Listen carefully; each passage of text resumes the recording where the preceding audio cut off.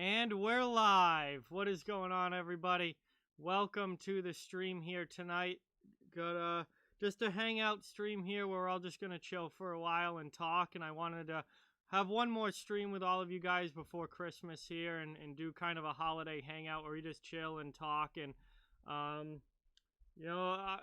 just hang out with everything that's going on right now. So real no big plans or anything. So you've got a bunch of you guys in the chat already. What is going on, guys? Alex, Nick, Transportation Land, Adam's here. What's going on, bro? Eddie, Ben's here. Avi, King of Art, Biagio. Let's go. What is going on, everybody? Welcome to the stream, guys. Thank you all so much for being here. Hey, Red Rubber, how's it going? Vernon, Slapshot. It is Christmas Eve tomorrow. Brandon Odell, what is going on? Welcome to the stream. Oh, yikes. Kirby Doc just got hurt. Yikes. And that is why the Rangers did not send Lafreniere. That is why the Devils did not send Jack Hughes. That is why the Maple Leafs did not send Nick Robertson. That right there is why you don't see NHL players playing in the World Juniors. Because Kirby Doc just got hurt. Chicago has got to be furious. Yo, Jack, what is going on? TTC, Matt, what's going on, guys? Welcome to the stream. Each and every one of you, thank you guys all so much for being here. It is almost Christmas here. I wanted to get one more stream in before the holidays. Just a chance to talk to you all and hang out for the night and just chat and stuff. Real chill stream here, nothing in particular. We'll just talk about whatever you guys want to talk about. I know that the Canada-Russia game is just finishing up. Hey, Matt, thank you. I appreciate that. Yeah, I love this hat. I had this in my closet for a long time, but I never really wore it. And then I decided to change things up with the hats here the last few days, and I've been wearing this one a lot. And yeah, the original 6 got all the original 6 teams on it. I love this hat. Biagio, no, I have not played any hockey lately. There's no ice yet here where I am. We've had a snowstorm, but none of the ponds or anything have frozen over. So I haven't had a chance to play any hockey at all recently. Let's see, most likely going to be a non-snowy Christmas in Toronto. Yeah, we're supposed to get a massive rainstorm on Christmas. Yeah, that's we had a snowstorm last week, and now this week it looks like we're going to be getting a massive rainstorm. Yeah, the snowstorm was not fun, Ben, but I don't mind snow, but that snow was like heavy and sticky and kind of annoying to try and shovel. I was not a fan. Yeah, I don't know. I can't see the World Juniors, so I don't know exactly what happened to Kirby Doc, but I just know as soon as I jumped in this stream, everyone was like, Doc just got hurt. So I don't know what the injury is or how serious it is, but the Blackhawks are not going to be happy if he misses the start of the NHL season because he got injured at the World Junior Tournament. Hey, Sasha, Merry Christmas. Welcome to the stream. Thank you so much for being here.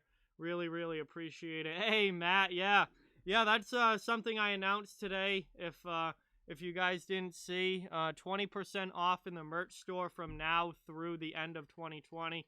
Yeah, I mean, obviously, I'm not like begging people to buy stuff or anything, but if that's something you're interested in, you want to pick up a shirt or some stickers or something like that, then, everything's 20% off in the merch store from now through the end of the year with the promo code OTW2020. So, that's just, you get some Christmas money and you want to spend it, then that's something you could do for sure. Let's see. Yeah, Kucherov was nasty in the playoffs last year, Jack, but now he has a major hip injury. I guess he was playing through it in the playoffs, and the fact that he was able to play as well as he did through a major hip injury just shows how tough these NHL guys are. They're absolutely insane. Hey, Sasha, thank you. Really appreciate that. Thoughts on Granland and Howla signings in Nashville? I mean, it's pretty solid kind of depth, middle of the lineup signings there for the Preds. I'm a little surprised Granlund went back because Granland did not have a good stint with the Predators after that trade. So I'm a little surprised he went back, but I mean, Nashville had the cap space, and if no one else was going to give him that kind of contract, then I guess I understand him signing on for another year. Howla, kind of a third line guy. I mean, he's not going to bring a whole lot, but under $2 million, not a bad deal there. And they lost they bought out Kyle Turris, so they kind of had to replace him in the lineup. So I'm thinking one of those guys, probably Howla, will be the third line center, and then Granland will probably play the wing on the second line, is what I'm thinking, looking at Nashville's lineup at this point. And they're also probably out on Hoffman now. If they added Granland and Howla, those are the two forwards they were going to add. I don't think they were going to add a third forward. They're probably out on Hoffman now. Hey, Alex, what is going on? Logan, what is going on? Welcome to the stream, guys. Thank you so much for being here. Yeah, absolutely, Matt, dude. Yeah. No one's bought those yet. I remember people were asking for them last year, and then I made the no, I will not show the game design, and then no one's bought one. So that would be cool. I mean, I think it's pretty funny given, the inside joke on the channel. I think it's pretty funny. No, my real big video today was the NHL schedule. I did talk about the Chernak signing. That's the only real important one. The rest of those guys are depth guys. They're not worth the video. Kucherov's out for the season. That obviously sucks for Tampa Bay. It helps them as far as salary cap goes, because now they're not $9 million over the cap anymore. But you're going to be without one of the best players in the entire NHL for the entirety of this regular season. So that does suck for Tampa Bay. So we'll see. That their cap problems have just been pushed on another year here. And they're going to be right back in the same situation for 2021-22. They're going to have to make a trade at some point, but Kucherov at least having him on LTIR now pushes that off to not something they have to deal with right away. But it does suck that you're going to be without Nikita Kucherov.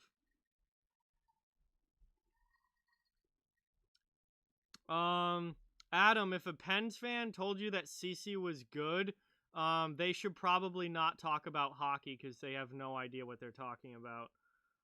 That's cool, Alex. I know John's streaming that right now over at HTH's Russia versus Canada. I can't watch the World Juniors, so I'm going to miss out on all that. Sasha, oh yeah, Sasha was talking to Vernon. Vernon, yes, I did finish my Christmas shopping.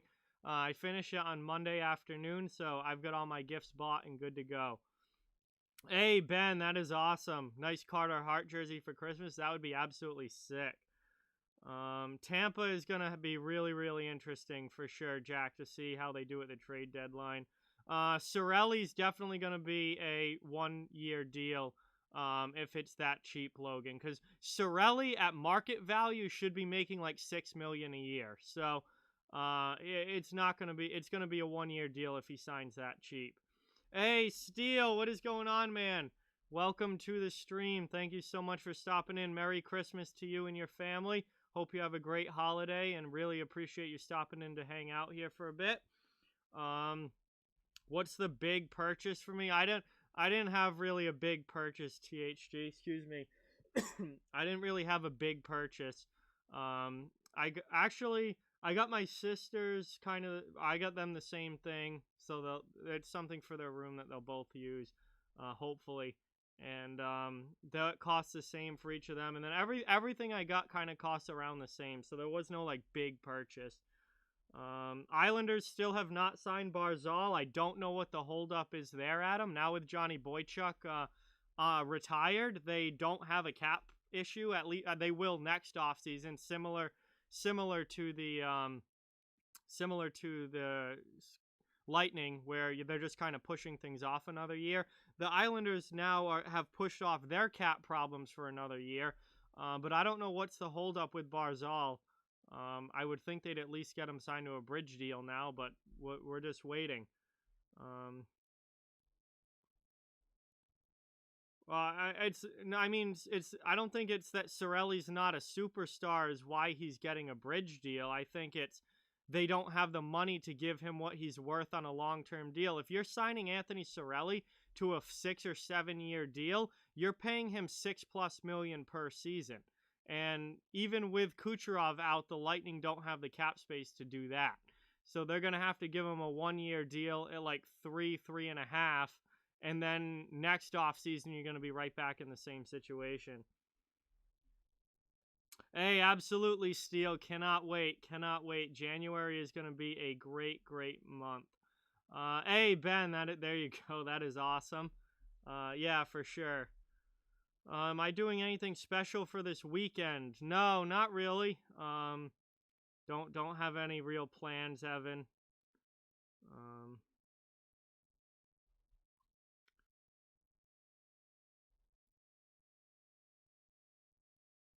No, sir. If Kevin Hayes is making 7.15 million per year, Cirelli's at least making 6 on a long-term deal. Like, not like, how many points did he have last year? His offense, he's a legitimate top 6 center. His offense is fantastic. He was 4th in Selke voting. He's very much like, he's kind of like a Patrice Bergeron with the attitude of Brad Marchand. Like, he has that physicality and that get under your skin role, or get under your skin attitude, while also having the play of like a Patrice Bergeron.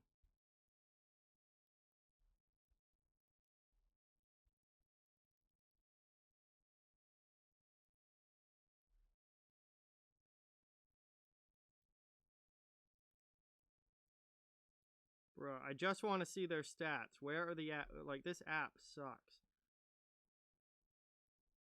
No, oh my god, I just want to see the Lightning. Oh my god.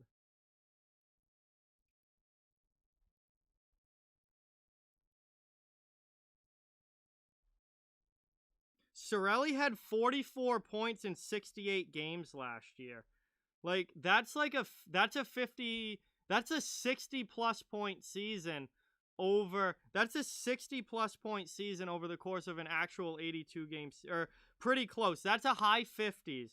If you do the math on that, that's 55 to 60 points over the course of an 82 game season for Cirelli. He is as good of a number 2 center as you're gonna see. Like, David Krejci makes $7 million a year to do the same thing. I mean, David Krejci does the same thing for Boston, and he makes $7 million a year. Cirelli is way more valuable than people give him credit for. Like, what does Paul Stastny make? I'd rather have Anthony Cirelli than Paul Stastny, and Stastny makes like $6.5 million per year. You guys are way undervaluing Anthony Cirelli, and not even with the offense, but like, he's a freaking Selke Trophy guy too. He's a Selke Trophy guy, which these other guys I'm talking about are not that level defensively.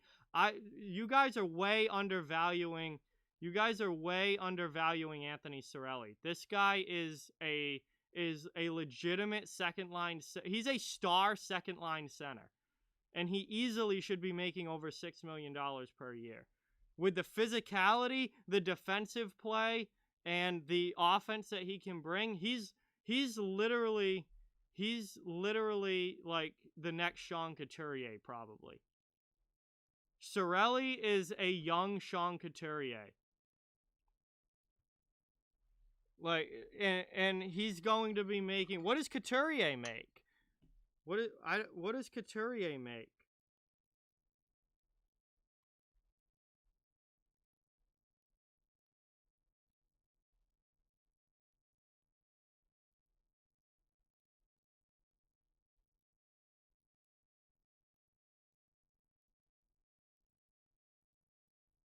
Let's see what does Sean Couturier make year in and year out, because Anthony Cirelli is like the next Sean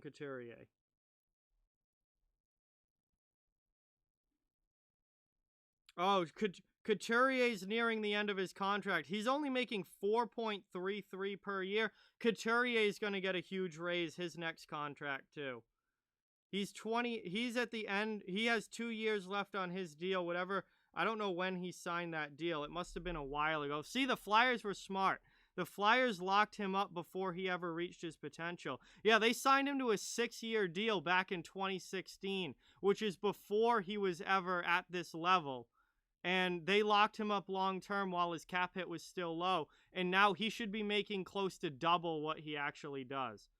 Couturier's easily a $7 million player now. And he's making 4.33 because the Flyers locked him up.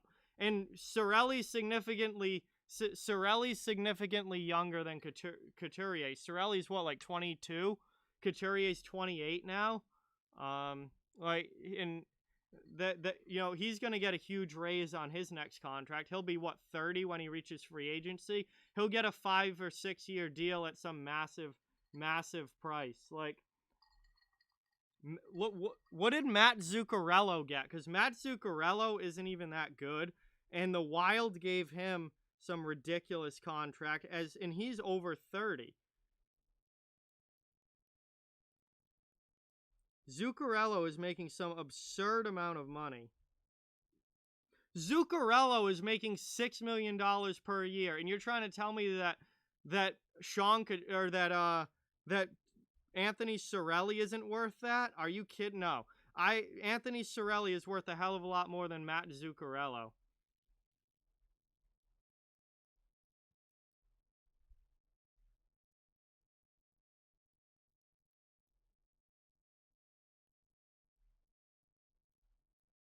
How is Couturier significantly better than Cirelli? Couturier won the Selke Trophy last year. Couturier won the Selke. Cirelli finished 4th. They're both top 5 Selke centers. The only difference is the point totals. Yeah, but he's not an outlier, THG. That's what you guys, these big contracts they're outliers for this season because of the flat cap. But in a normal hockey world, those contracts are not the outliers.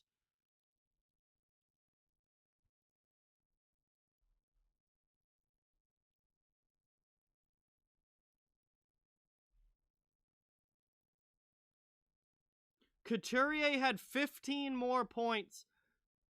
Couturier had 15 more points than Cirelli last year, and Cirelli is, 6 years younger?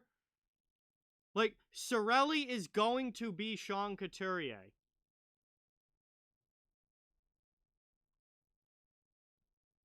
He's going to be... Cirelli, when he is 28, is going to be what Sean Couturier is right now.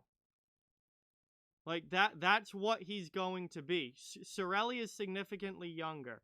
Couturier's offense didn't show up until the past 3 seasons. It wasn't until the last 3 seasons that Couturier started making significant offensive improvements. His point totals before the last 3 years were never above 40. His career high in points was 39 before the last 3 seasons. And then the last 3 seasons, he jumped up to 76, 76, and 59 in the shortened season last year. When Couturier was Cirelli's age, he was scoring in the high 30s for points. Cirelli had 44 points last season.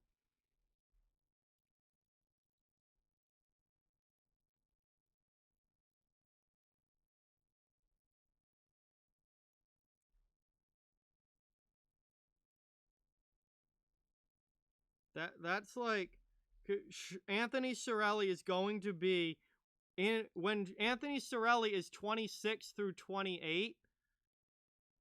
When Anthony Cirelli is 26 through 28 years old, he is going to be putting up the same numbers that Sean Couturier put up at 26 through 28 years old.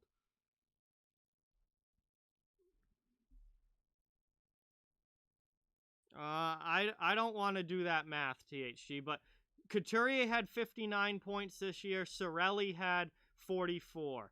When Couturier was Cirelli's age. He was putting up point totals in the high 30s. His point totals were 39, 37, and 39 when he was in his from early 20s into the mid 20s. And then he broke out and had 2 76-point seasons back to back. Cirelli hasn't broken out yet. But he's going to. He's a legitimate top.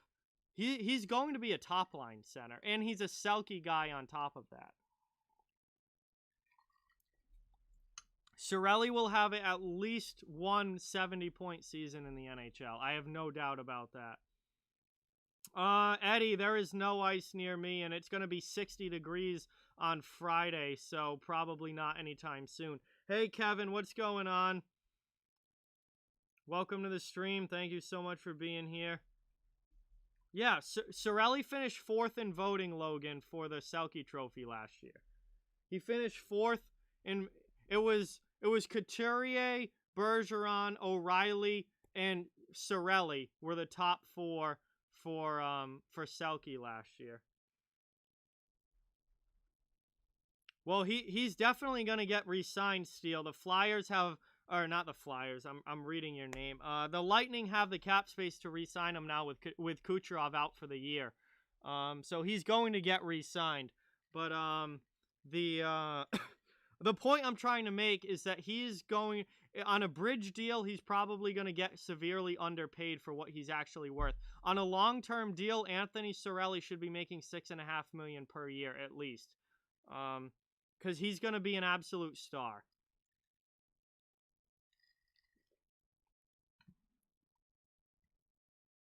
He's about to get signed because Kucherov's out for the year. So, I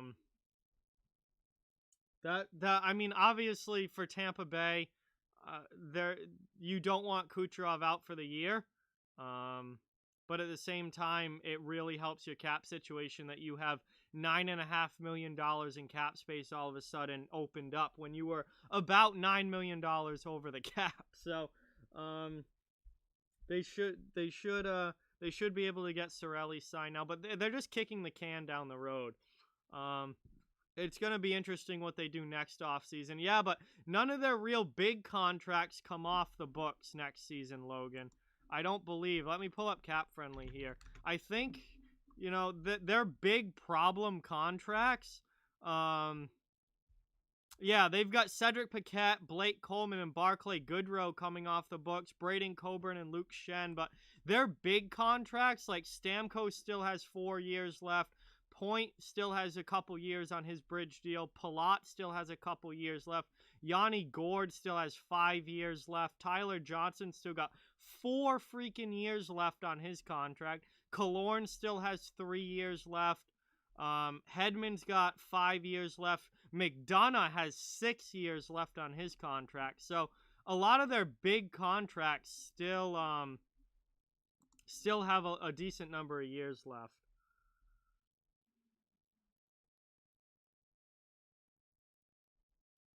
Overpaid on a bridge deal generally doesn't happen, THG. I can't think of anything in particular off the top of my head, because usually if it's a bridge deal, it's for less money and you become a free agent again sooner. And then longer term deals are for more money and you end up overpaying guys like Andrew Ladd and David Backes and Kyle Okposo and Franz Nielsen. And all the, you go into free agency, you get a 5-6 year deal, and then all of a sudden you're overpaying this guy by like $3 million. The Patriots are out of the playoffs, Rob. We knew that like week 4 of the season. It was just a matter of time. We knew that was happening. Hey Vaughn, what is going on? I don't know anymore what's going on. Welcome to the stream. Thanks for being here.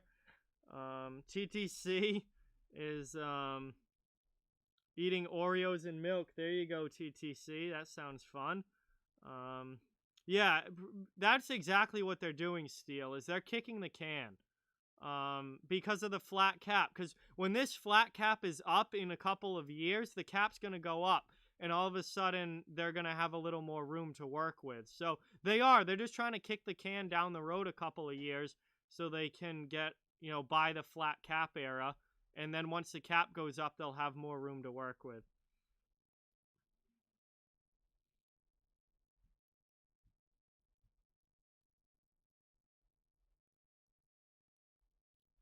Let's see.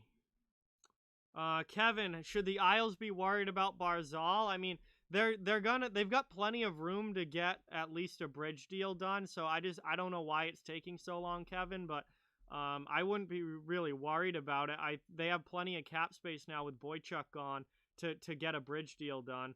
No, I do not want the Bruins to go anywhere near Mike Hoffman. Mike Hoffman, the more I look into his numbers, is not worth nearly. There's a reason Mike Hoffman's still not signed, and I don't want him on my team. He is horrible defensively. He's horrible in the locker room, and he scores goals, but like 70% of his goals are useless. Like, they're not meaningful goals. He scores garbage goals in blowout games, and no, I want nothing to do with Mike Hoffman. He's a liability in every other aspect of the game other than scoring, and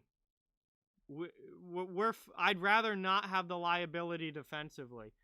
He's so bad in his own zone, and yeah, I don't want the Bruins to touch Hoffman.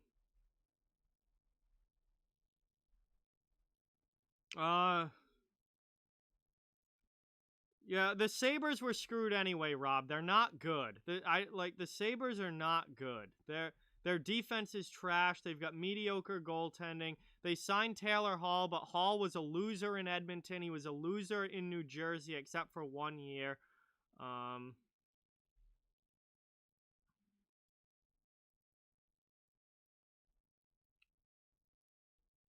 Hey, Noah, Merry Christmas, man. Thanks for stopping in. Jim, the NBA canceled a game because James Harden was in a strip club the other night. They literally have pictures of James Harden in a strip club the other night. That is why the NBA canceled that game tonight. The NHL is going to complete their season as long as the players aren't complete morons.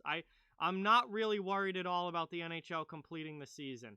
I don't think NHL players are going to make a habit of getting filmed in the strip club 2 days before the season opener and getting, all of your teammates who are in close contact with you having to quarantine now. Like, that's an NBA problem, and I really don't see the NHL having that kind of problem.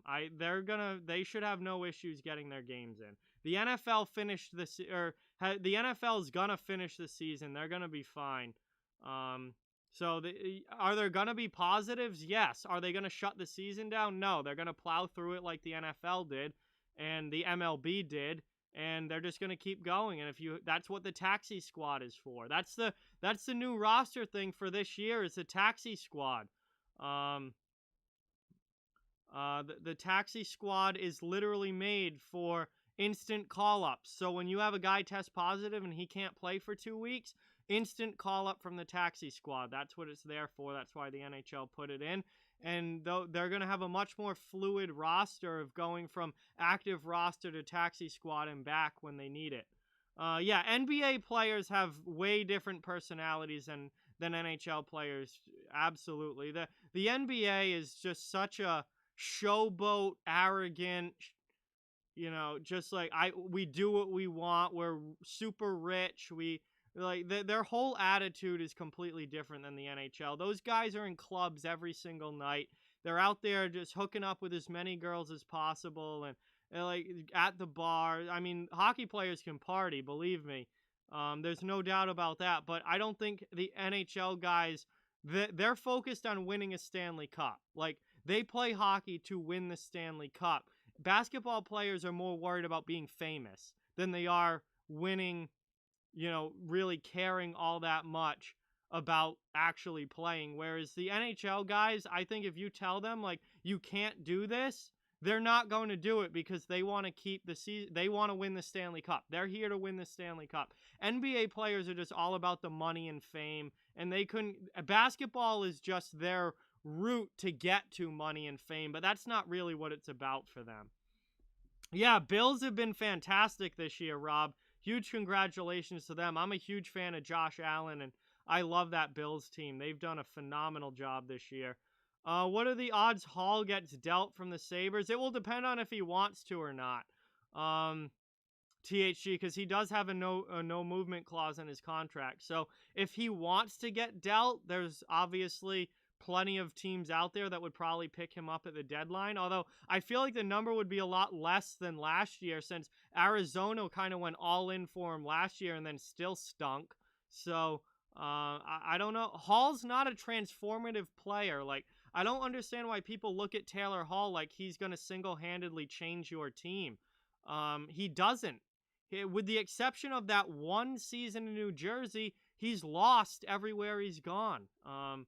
He's not a transformative player, and he has a no movement clause, so he would have to agree. He would have to agree to the yeah, he would have to agree to the deal. Hey, what's going on, Jason? Welcome to the stream. Thank you for being here. Really, really appreciate it.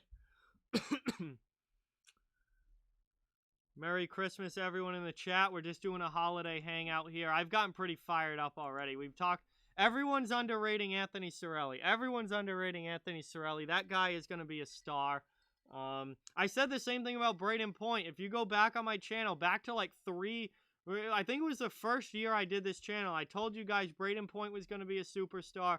He was like just coming into the NHL at that point, and now Braden Point's an absolute superstar and could have won the Conn Smythe Trophy last season. You're going to see a similar trajectory with Anthony Cirelli. Now, Anthony Cirelli's ceiling is not as high as Braden Point's is. Anthony Cirelli, I don't think, is going to be a 90-point player, but he is going to be a 65 to 70-point player, and he's also got Selke Trophy. He's also got Selke Trophy votes already at like what is he, 22 or 23? Actually, I have Cap Friendly right up. Let's see.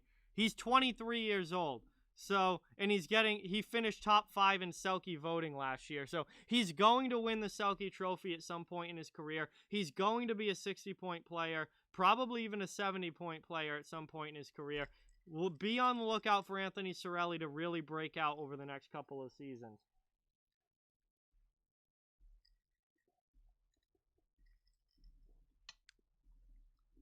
Yeah, the culture in the NHL is very different as well. If you're not team first in the NHL, you'll just be hated in the locker room, and you'll bounce from team to team and you'll be out of the league. If you're not team first, they'll get rid of you real quick, unless you're like an absolute superstar, like to the point where you're putting up like superstar top line numbers. Then you can be a little more on the selfish side. But if you're just a run-of-the-mill player and you're not team first, you're going to be gone. You're going to be gone really, really quickly. No, Couturier obviously won the Selke this year, but I don't see him winning it like year after year after year. I think you're more likely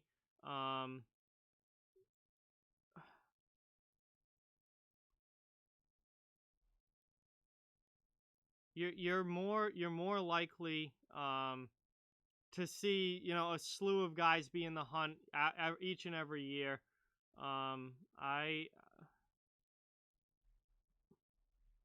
mean, Couturier will probably win multiple, but there are going to be other winners in there mixed in. It's not like he's going to win it every single season for the next 5 years. That's just, I don't see another run like that where Bergeron won 4 in a row. I don't see another run like that. I think you're going to have Couturier, you're going to have Cirelli, you're going to have some other guys up in there that will be in the hunt.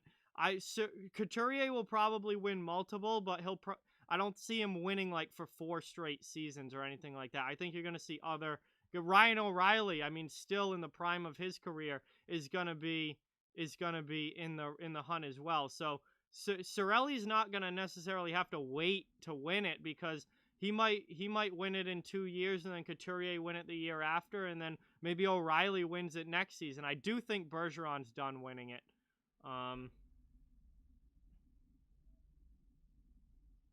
But we'll see. Bergeron, I think at his age now, you're going to start to decline a little bit. So I think Bergeron's probably done winning them, but Couturier, Cirelli, O'Reilly, they're still all in the hunt each and every year.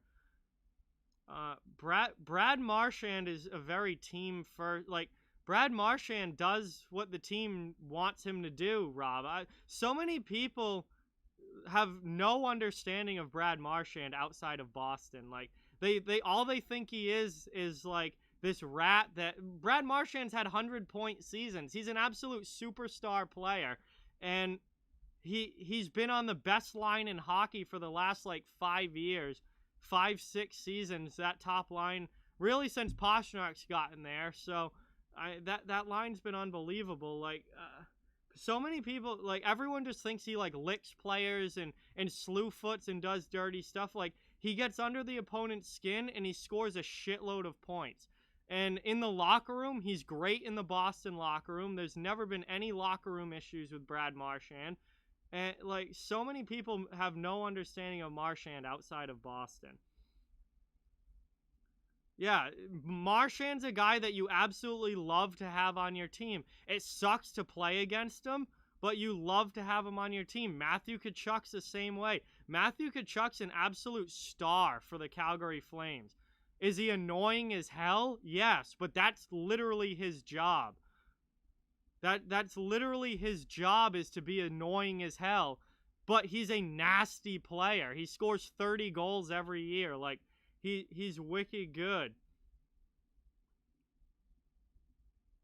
Yeah, Crosby. I mean, Crosby's been an all-time NHL legend. As much as I've not been a Crosby fan, and I hated Crosby when I was younger, I think he's matured. He's matured over the years, and he's gotten better as he's gotten older. I hated Crosby when he first came into the league, but that doesn't mean he's not an absolute superstar player. Like, the dude's an all-time legend. Look at his point totals. Look at his points per game. Like, the guy's an absolute legend. Yeah, Chris, exactly. Welcome, Chris. Welcome, CL, as well. Thank you guys for being here. Exactly. There's so many of those guys in the league. You absolutely hate them on other teams, but if they played for your team, you would absolutely love them. And that Marchand's one of those guys. When he's on your team, the dude's incredible. But when you have to play against him, it absolutely sucks, because he's such a pain in the ass to play against. Yes, Logan, I will be doing division predictions, Logan. Yes. Yeah, Kucherov out for the season. That is definitely a hit to Tampa Bay, but it also clears up their cap situation.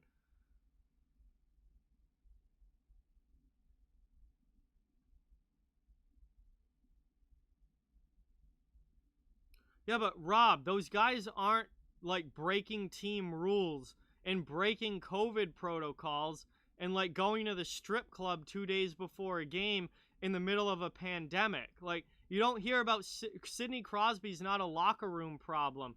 Brad Marchand's not a locker room problem. Like, the NBA, James Harden is a problem. Like, this dude cares more about going to the club than he does playing basketball. There's not a single guy in the NHL that cares more about going to the bar and getting slammed than winning in the NHL. And if they do, they don't last long. Those guys do not last long at all. None of the guys that you have mentioned are like that. They're all hockey first.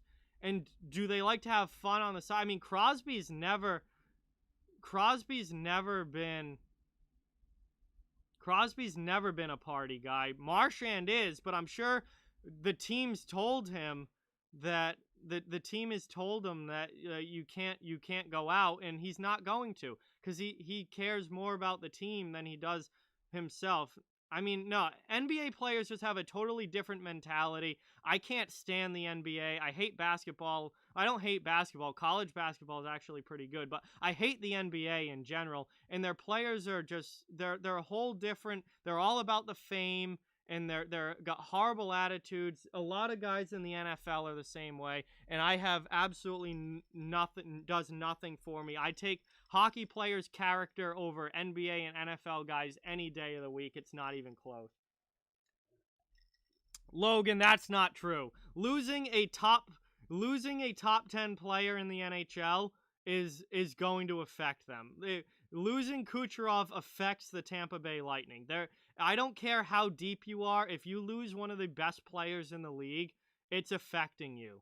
Like, it's like, yeah, the Kucherov is one of the absolute best players in the entire world.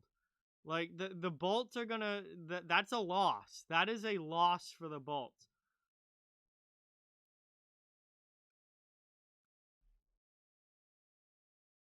No, I have no those players' attitudes are garbage, and I'd much rather stick with hockey players. NBA is garbage. NFL, a lot of those guys are trash people off the field. I That's just the way it is. Yo, Lincoln, what is going on? Welcome to the stream, man. Thanks so much for stopping in. Yeah, no, Kucherov is a loss for the Tampa Bay Lightning. Kucherov is a loss for the league because he's an absolute superstar. He's a guy that you put. He's a guy that you put in highlight reels night in and night out. Like, he's an absolute superstar. That's gonna hurt. I mean, Tampa Bay is deep enough to where they can overcome it. Yes, but at the same time, like, it's still a big hole on the right side of that lineup now.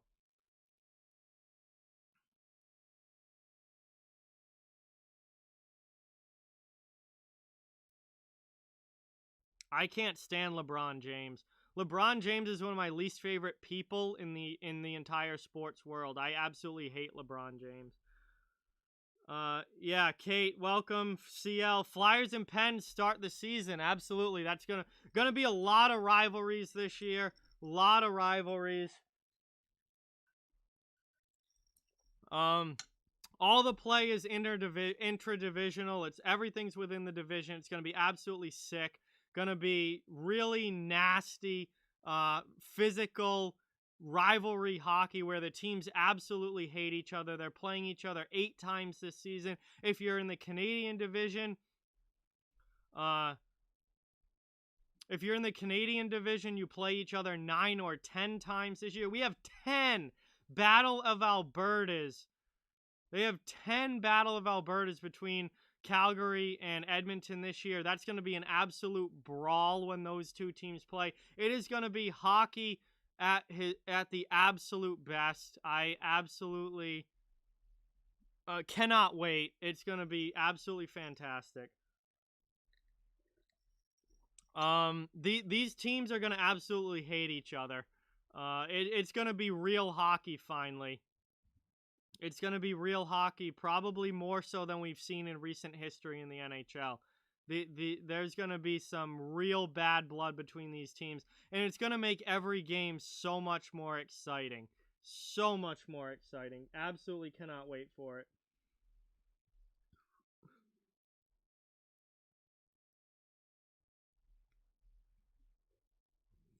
Hey, Bob, what is going on? Welcome to the stream. Pittsburgh fan, what's going on? Welcome. Thank you so much for being here.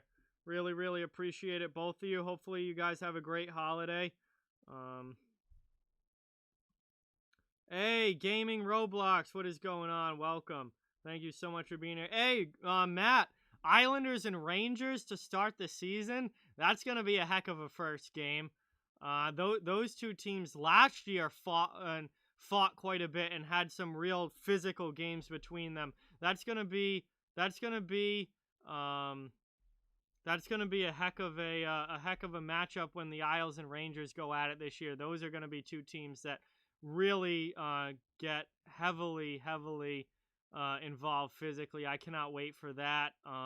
Man, there's just going to be so many great games this season. I said it in my schedule video. There's no more, like, good rivalry games once a week this year. There's going to be rivalry games every single night in the league this year. That's going to be absolutely sick. Brian, the Hurricanes are in the Central Division, so go and go if you go and look at NHL.com and look at the Central Division, that's where the Hurricanes are in. They're going to be playing teams like Columbus, Detroit, Chicago. Columbus, Detroit, Chicago, Nashville, Dallas, Tampa Bay, and Florida, I think, are the other teams in the division with the Hurricanes. NHL Hockey News Reports, what is going on? I can't watch World Juniors in the U.S. They are only on NHL Network, so I have no idea how good Caden Gooley did. Pens versus Capitals, Pens versus Flyers, Pens versus Bruins. I mean, the divisional, it's just going to be nasty. It's going to be rivalry games almost every night. It's going to be absolutely sick. How many NHL games? It will depend on the week, Pittsburgh fan, and depend on what else I have going on that week. And it's also going to depend on what NBC shows, because obviously the only local games I get are the Bruins, which are my home market, and the rest of it I depend on NBC. So it's going to totally depend on what games NBC shows. I don't know, Kevin. That's going to be tough. The Rangers are such a wild card this year. The Rangers are going to be such a wild card this year. Hey, Leafs fan 1231. Thank you so much for subscribing. Really, really appreciate it. Guys, please welcome Leafs fan 1231 to the channel. Really, really appreciate the new subscriber. Give him some hype down in the chat. Matt, the rants will depend on if NBC decides to show good games or not. I feel like they're going to pick the one not rivalry matchup every night and then show that one. But we'll see. Maybe no rants against NBC. And yeah, the games are in sets for the most part. They're not all of them. There are some one-offs here and there. But the games for the most part are in sets where you play the same team 2 games in a row. Sometimes 3 or 4 games in a row. I know LA and Anaheim have a stretch where they play each other 5 games in a row at the end of the season. So that's gonna be a mini playoff series between 2 teams that probably won't make the playoffs, but it'll be interesting to see. It'll be interesting to see for sure. Hey, Mackenzie. Well, thank you. I appreciate that very much. Yeah, Seattle comes in the 2021-22 season. Really, really excited about that, obviously, to get the Kraken in the league. That won't be this season. That will be next year. We should be back to a normal schedule next year with full 82 games, season starting in October and all of that. So that's when the Seattle Kraken will get started.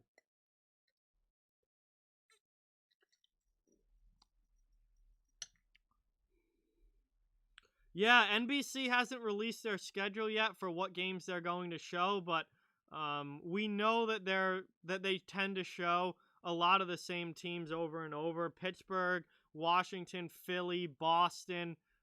Those teams are on NBC all the time. So we'll see if they try and change it up a little bit this year. But we'll see. I'm waiting. I want to see what NBC's schedule looks like when it comes out. I'll probably do a video on that and kind of just react to that. Is Marazzic and Reimer good enough for Carolina? CL, they're certainly good enough in the regular season. I think Carolina shouldn't have a problem being a playoff team. My issue is, are Marazzic and Reimer good enough to go deep into the playoffs? That's kind of the question there. And that's something we're just going to have to wait and see, and it's going to depend on how well they play. Marazzic is a guy that can play very, very good when he gets hot, but is also kind of inconsistent. So if they can get Marazzic hot, then I definitely think he's going to be good enough. But if Marazzic struggles, then that's going to be an issue, and it's kind of a question mark as to what's going to happen. Let's see. Oh, yeah, I'm sure there's going to be a lot of Flyers games. I'm sure there's going to be a lot of Bruins games on NBC, a lot of Capitals and Penguins like there always are. But I want to see them, see if they mix in some other teams that they show a little bit more often. And the other thing is I wonder if they're going to do 2 games a night more often than what they normally do. Like have a 7 or a 7:30 early game and then have a 10 o'clock game out west as the nightcap. I'd like to see them do that more often so they can get 2 games in a night rather than just 1. Because, I want to see as much hockey as possible, and I feel like NBC could show more games than what they do. Pittsburgh fan, I am drinking a fabulous mix here of my good friend Pink Whitney. This stuff's absolutely fantastic if you haven't tried it yet.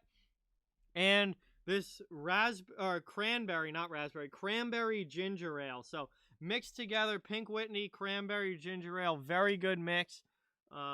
Pink is, as most of you know if you've been watching this channel for a long time, Pink is my favorite drink. I've put down plenty of this during live streams on this channel over the last year or so for sure. But yeah, Pink Whitney and cranberry ginger ale, fantastic mix. What's the deal with Hamonic? CL Hamonic will only play close to home. That's why he requested a trade from the New York Islanders. That's why he's played in Calgary for the last few years. Hamonic will only play in the Western Conference, and he wants to play for a Western Canadian team. So that's basically Calgary, Edmonton, Vancouver, or Winnipeg. So if Hamonic doesn't, that's where he wants to sign. Now, if he's forced into not playing for one of those teams, then obviously he might have to sign somewhere else, but he's very particular about where he wants to play, and I still think there's a chance he ends up in Winnipeg, which is definitely one of the teams he would want to play for, because they're very thin on the back end to begin with, and yeah, he had a family member that I know when the trade happened, he had a family member that was sick. I'm not sure if they still are. I don't know that much about Hamonic's personal life or anything like that. But what I do know is that he specifically requested a trade to Western Canada, and that's where he wants to play. So I think he might end up in Winnipeg. Winnipeg doesn't have any cap space right now, but when they put Brian Little on LTIR at the start of the season, that's going to open up some cap space, and I think they might sign Hamonic.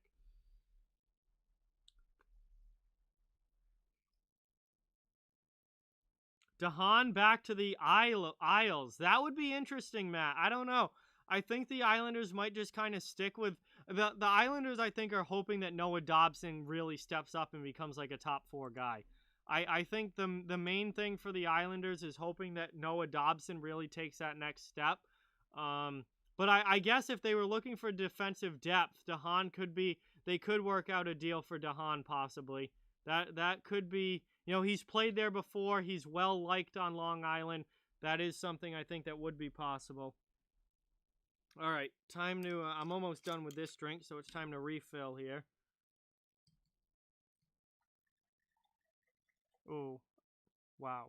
Never mind. I just poured way more of this than I thought. Oh, well, we're going to have a fun stream then. This is going to turn into a fun stream here. Maybe not Stadium Series level, but... Oh, yeah. Finish that can right up. Let's go. Cheers, everybody.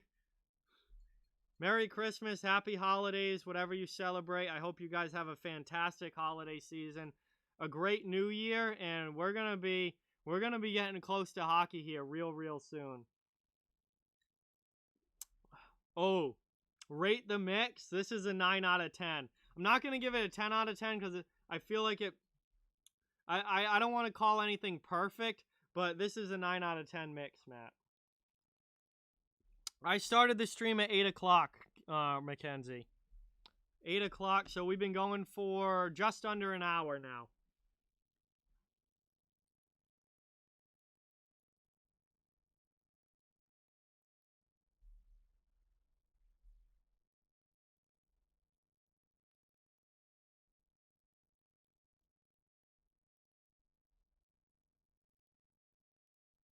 Sorry, just checking something here.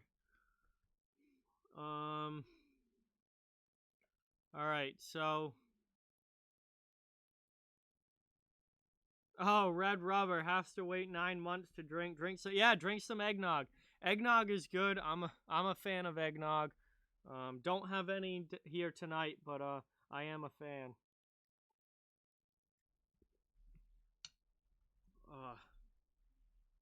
Hey, Avi, thank you. Really, really appreciate that, Avi. Yeah, I've had this hat in my closet for a while, but it was kind of hidden away in my closet.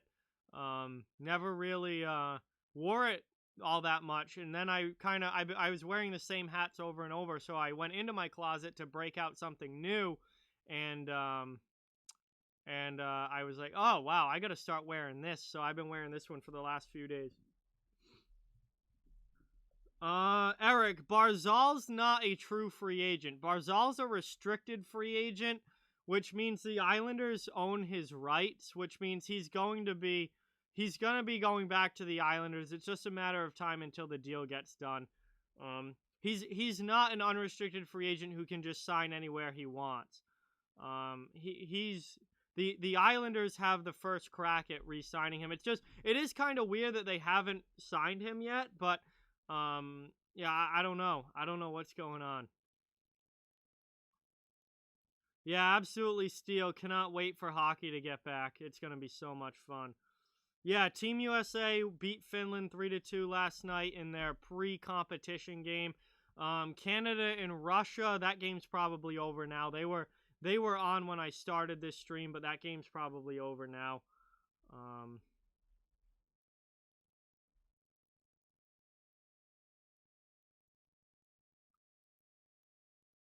But wow, yeah, World Juniors are underway. Mackenzie's little brother just split his forehead. Not big, just a scar.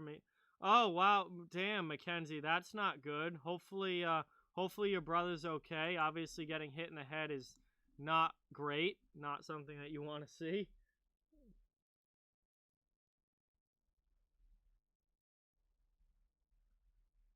Yeah, hopefully Team USA does well in the juniors. I think Canada's going to win gold, but we'll have to see.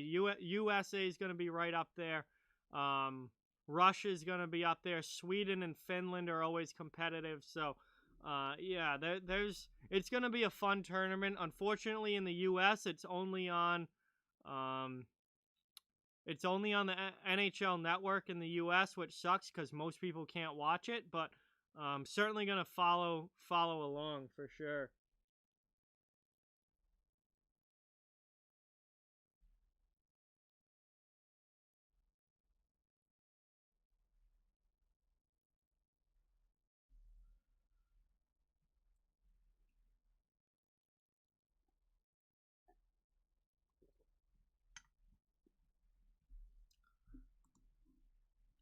All right, guys, we've been going for almost an hour here. I don't know if you guys want to keep talking or what you guys want to do.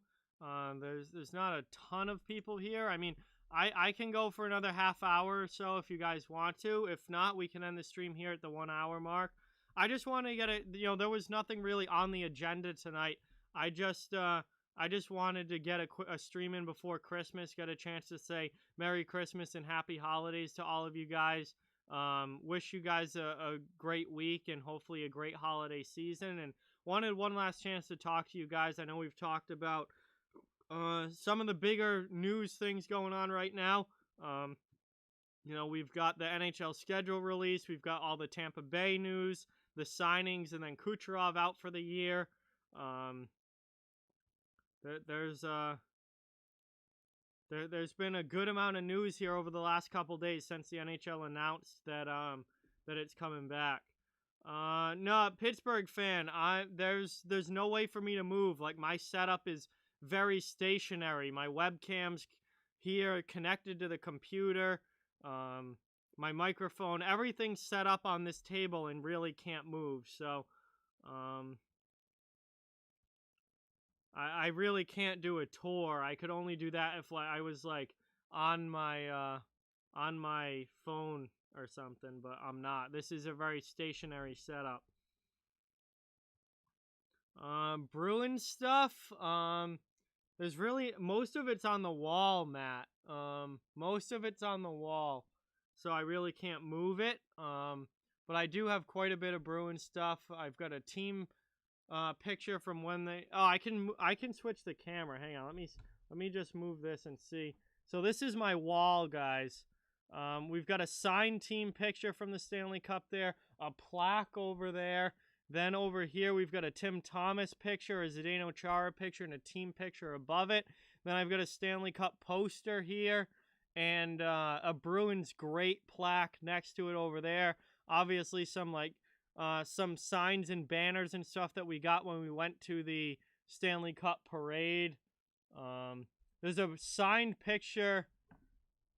The one time I'll actually show the TV when there's nothing on it. There's a signed picture all the way over there, signed by Patrice Bergeron, and that is from Game 7 of the 2013 first-round overtime win over Toronto. So that one's signed by Bergeron. So I've got some really cool Bruins stuff down here. Most of it's hung up on the walls.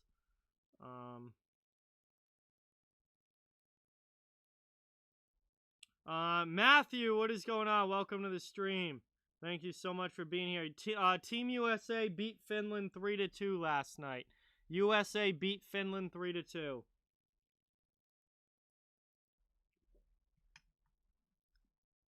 Hey, LDF, welcome to the stream.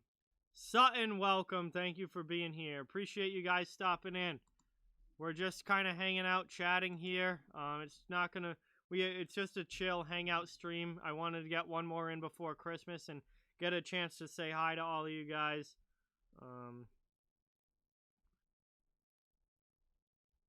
All right, Mackenzie. Hope everything works out, man. Hope everything works out. Yeah, there's some good stuff. The signed stuff is really cool, obviously. Anything with a signature on it is just incredibly exciting to have. Matthew, exciting time for Bees fans. Should be interesting division. Yeah, I mean it's the group of death. It's the group of death division. It's gonna be an absolute dogfight. But I think Boston should make the playoffs. The more I think about it, obviously losing Krug does hurt, but Boston's still a good team. They should make the playoffs, even though it's going to be a very, very difficult division. But that East division, there are going to be at least one very, very good team sitting on the outside of the playoff picture. There's going to be at least one, if not two, really good teams that don't make the playoffs. Yes, this is excuse me. This is the house that I grew up in, Pittsburgh fan. Not the house we lived at when I was born, but my family moved to this house when I was, I think, 2 years old, and yeah, it's this is where I've spent my entire life that I can actually remember.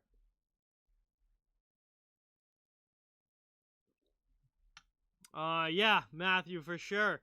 I think the Craig Smith addition was really underrated to the Bruins. He's just such a consistent, solid 20-goal scorer who can play up and down the lineup. I'm a huge fan of Craig Smith, and I think that signing is really going to help the secondary scoring issue that the Bruins had last year, where they were relying too much on their top line for goals. I think adding Smith to that lineup is really going to help the secondary scoring. I literally moved from a few streets down. Same town, just a few streets over. But this is the house I've lived in my entire life that I can actually remember. We moved here when I was like 2.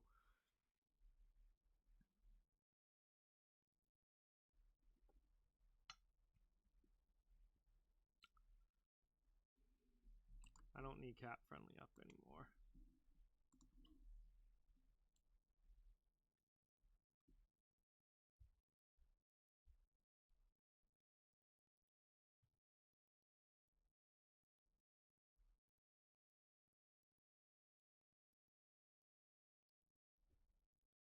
All right, Mackenzie. See you later. Thanks for stopping in. Really, really appreciate it. And hope you have a great Christmas. And yeah, I appreciate you coming on, Mackenzie, and hopefully talk to you soon. What do I want for Christmas? Um, people always ask me like, what do you want for Christmas, man? I don't like. I'm happy with anything. Like, I'm just appreciative that anyone would give me anything. Like, I don't really have like a Christmas list of like these things that I want. I'm just appreciative of everything and anything that someone would give me. So, there's no like specific thing that I'm like, oh, I really want that. I mean, obviously, I want this channel to do well, and I want to get to a point where I'm just doing hockey content all the time. But there's no real things that I'm asking for Christmas because I'm just appreciative of anything that I get.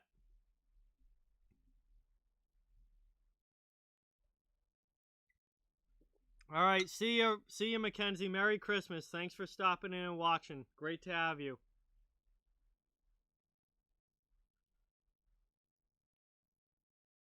No, I don't. I mean, that would be kind of cool if so, but I don't think I'm getting 2 front teeth knocked out by a puck. But that is kind of. I mean, certainly would have a great story to go along with that, Pittsburgh fan. Yeah, Happy New Year as well. I'll probably talk to you guys. I'll probably. I don't want to say definite, not knowing 100% for sure, but I'll probably talk to you guys sometime between Christmas and New Year's. There'll probably be a stream in there. But yeah, Happy New Year as well. Happy all holidays, guys. Whatever you celebrate, even if you don't even celebrate anything really, just I hope you have a great this time of year and holiday season, and a really good end of 2020, because 2020 has been a largely garbage year. I mean, the year's been really good for this channel. There's been good things about this year that I'm very, very appreciative of and things like that. But overall, 2020 has been a garbage year for pretty much everybody. I mean, everything that's happened, not being able to see friends and family like you want to, not being able to go out and do the things that you want. Just like it's just been such a lousy year. Um, yeah, I hope people have a good end to 2020, and I hope that 2021 is a lot better. I'm really hoping that 2021 is a lot better than 2020 was. Oh yeah, Chris, easily the worst year of the 2000s, easily. I was born in 1996, and I have never ever seen anything close to what we've had this year. I've never seen anything like this, and hopefully never will again, because this has been an absolute garbage year. Yeah, not being able to go to hockey games, not being. I mean, the NHL took a 5-month break in the middle, like between the end of the regular season and the start of the playoffs. Like, I mean, the summer playoffs were kind of cool, but it would have been so much better, had things just been normal. Would have been so much better with fans. It would have been so much better without COVID or anything happening. Yes, CL, that is a great question, and definitely something I wanted to talk about. I was gonna wait to mention it until after Christmas because it's a very busy time right now, and I figured that it was something that doesn't really matter until the start of the regular season. So I was gonna wait until after Christmas. But yes, I do plan on doing a fantasy hockey league this year, and depending on the number of people interested, I might have to do multiple leagues. I might have like, I might have like an off-the-wall League 1, off-the-wall League 2, just because I think you can only have a maximum of 20 people in a league. And I mean, I have no idea what the interest level is going to be. But if we get more than 20 people that want to be a part of the fantasy league, which this channel has over 3,000 subscribers, so I kind of feel like there's going to be more than 20 people interested. So I'm going to have to probably make multiple leagues so that everyone gets a chance to play. But I do plan on doing fantasy hockey this year. I will officially announce it after Christmas. Once we get by the Christmas and things start to settle down a little bit, I'll probably start running some polls to see what you guys want to do with that, and then create the leagues and send out the links so you guys can join and stuff. But there will be a off the wall fantasy hockey league this year.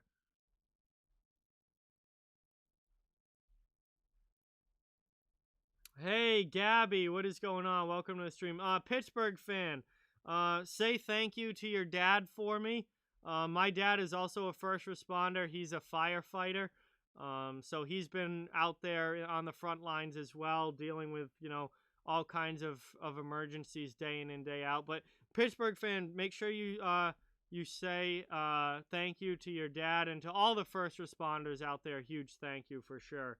Gabby, welcome to the stream. Thank you so much for watching. Really, really appreciate you stopping in. No real agenda for the stream tonight. We're just doing a hangout and chat before Christmas. I wanted to get one last chance to say hi to all of you guys and wish you all a very, very happy holiday season and New Year as well. Oh yeah, Red Rubber. I'm in on that for sure. Absolutely. Definitely get a clap going for the first responders. Absolutely.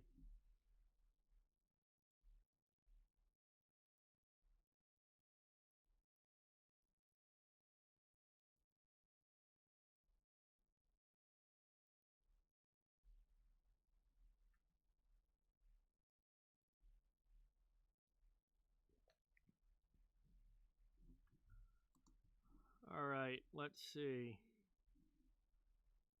I appreciate everyone watching. I don't think I've even said that yet. Thank you guys so much for stopping in. Obviously, you guys are what makes this channel go and what makes this channel, what it is, and I wouldn't be here without you. So thank you guys so much for all being here and watching, and hope you guys all have a great holiday and have a great rest of the year.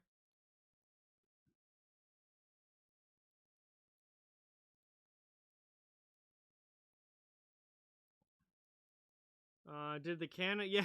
Yeah, the Canada game should be over, Matt. That was in the third period when this stream started, so that game should be over. I don't know what the score was, but I believe Canada probably won. They should win. They're Canada, but we'll see.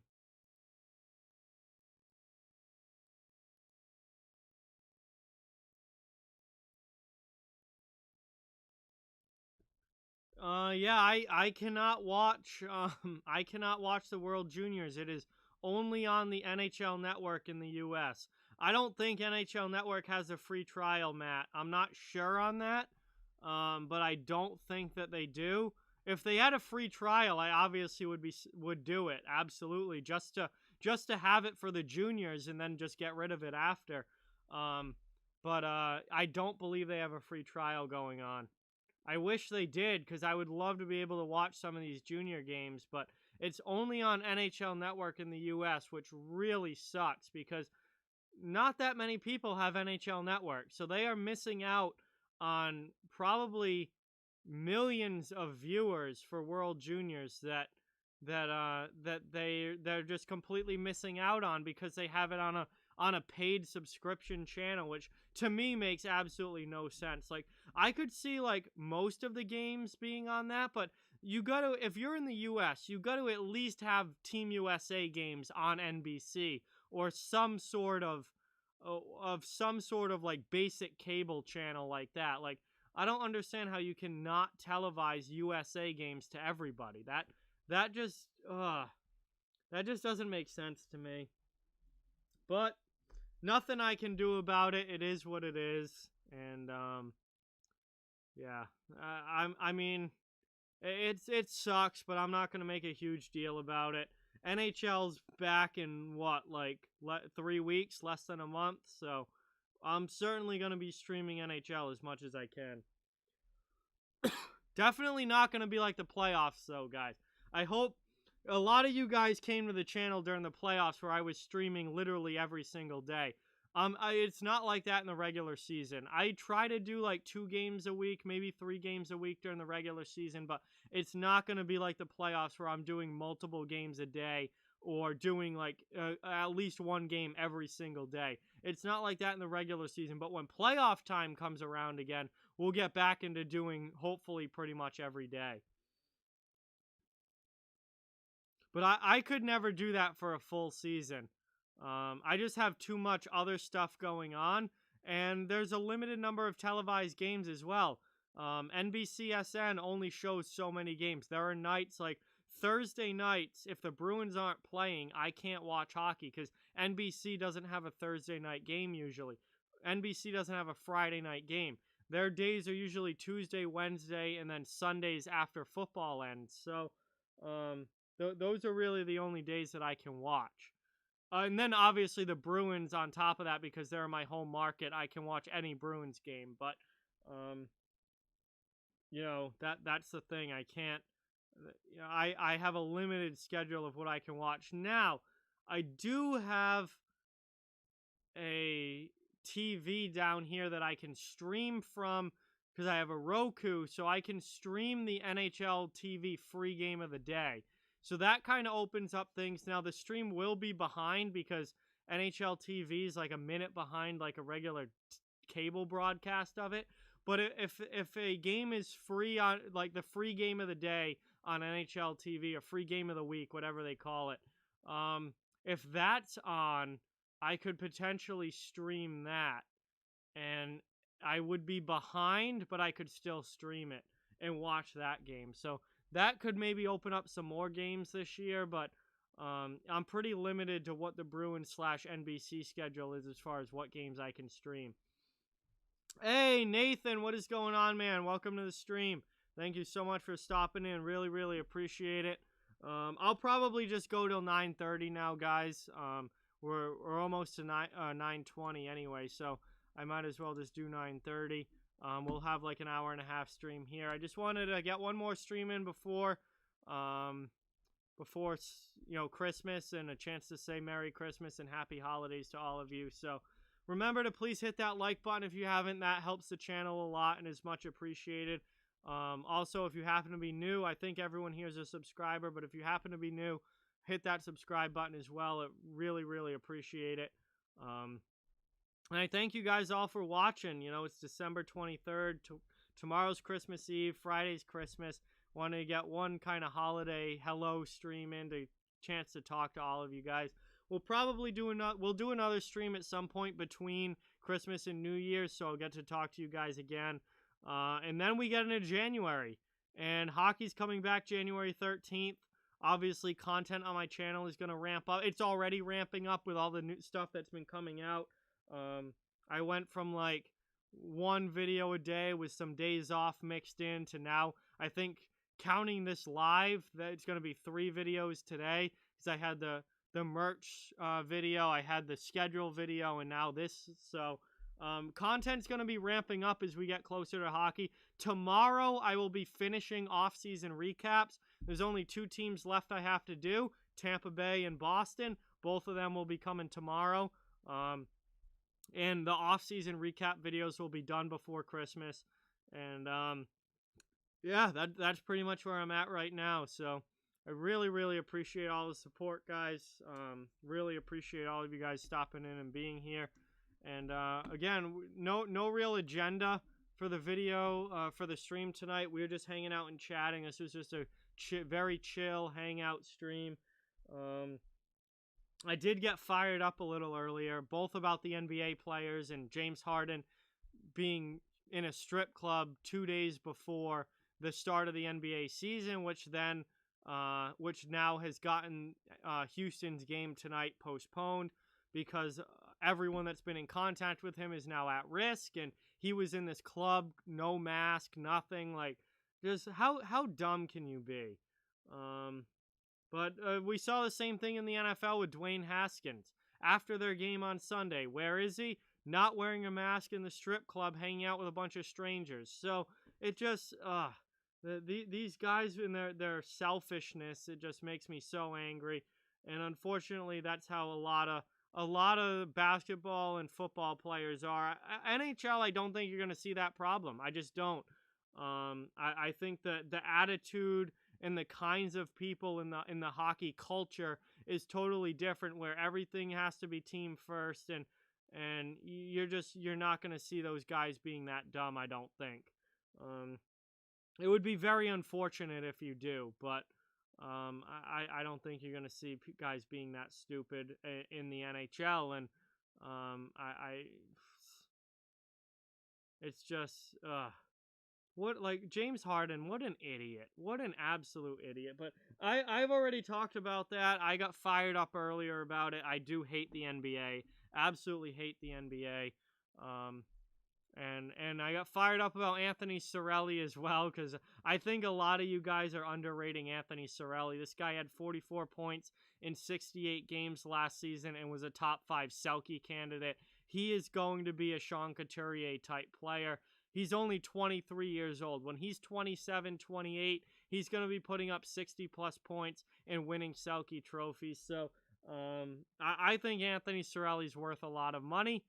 I think the Tampa Bay Lightning are probably going to sign him to a bridge deal that severely underpays what he's worth at the NHL level. But that's for a different time. We'll see what happens when he actually signs the deal. But We've had a fun stream so far. We've talked a lot, had some great chat. So just kind of,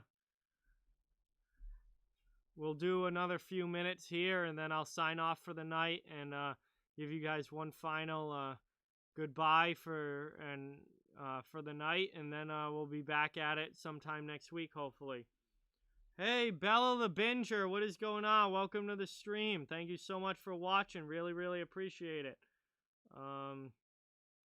Oh, yikes, Eddie. That would be really, really bad. So, yeah, this was talked about earlier. Kirby Dach got injured in the Canada-Russia game today. And I mean, I didn't see it, so I don't know, what the severity is. But if he has a broken arm, Chicago is not going to be happy. This is exactly why New Jersey did not send Jack Hughes. Toronto did not send Nick Robertson.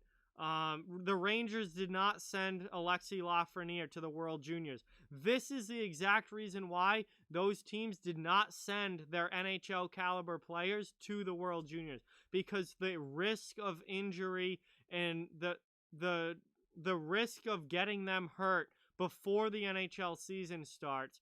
And now Chicago looks like they're going to be without Kirby Dach at least to start the season. So, I mean, Chicago's probably already regretting that.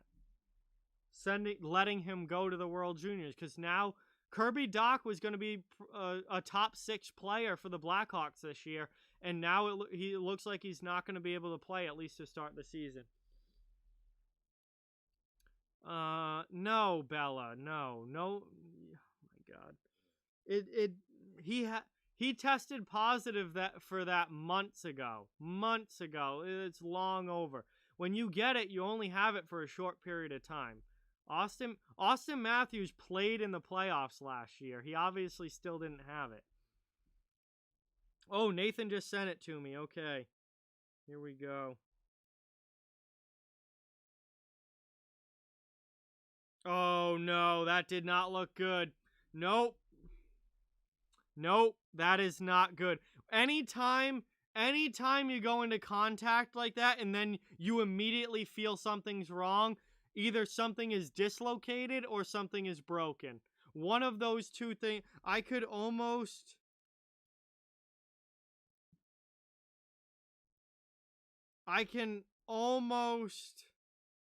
I'm not a doctor, so I don't want to say, but I would be willing to bet that that is either a dislocated wrist or a broken wrist right there with what happened. The way that he went in and immediately knew that something was wrong and took his glove off and put his arm up like this, he immediately knew that that generally screams serious injury. Something is out of place. Something is not how it's supposed to be. And that is a huge blow to the Chicago Blackhawks. And that is exactly why Lafreniere, Jack Hughes, Capo Caco, these guys were not released. That's exactly why these guys were not released for the World Juniors.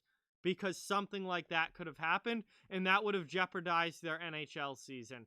And, oh, man. I mean, now, Chicago's rebuilding, so, you know, they're going to be bad this year anyway. But that sucks. That absolutely sucks to lose Kirby Dach. That did not look good. Looking at that video, that did not look good. Oh yeah, I'm sure he's gonna be getting X-rays, Nathan. We'll see what happens with the X-rays. But that did not look good. Yo, Alex Ruane, what's going on? Welcome to the stream, man. Thank you so much for stopping in. Really appreciate it. We're probably only gonna go till 9:30. Hour and a half stream here, but I appreciate you stopping in. Great to have you on the channel as always. That Kirby Dach injury did not look good. Just the way he reacted when he immediately felt something wrong, took off his glove, and then put his arm like this. The way he reacted, that did not look good. I would be willing to bet that's a pretty serious injury.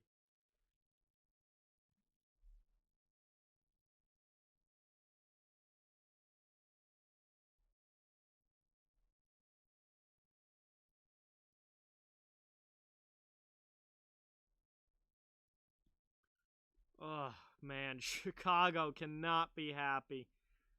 Their best young player getting hurt at the World Juniors. Ugh. And I said this, I never blamed the teams that would not send their eligible players if they were NHL guys. Robertson, Hughes, Lafreniere, Kakko. I 100% understand why their NHL teams did not send them, and that's exactly why. I didn't see any bone. I just looked. Nathan just sent me a clip of it. I didn't see any bones sticking out, Eddie, but it did not look good. It did not look good. Definitely looked like a pretty serious injury.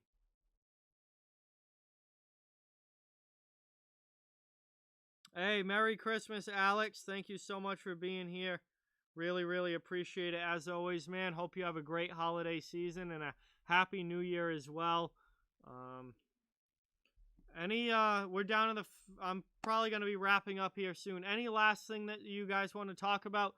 Throw it in the chat right now. Other than that, I'm probably going to be signing off here pretty quick. We've been going for almost an hour and a half here. It will be an hour and a half by the time I'm done.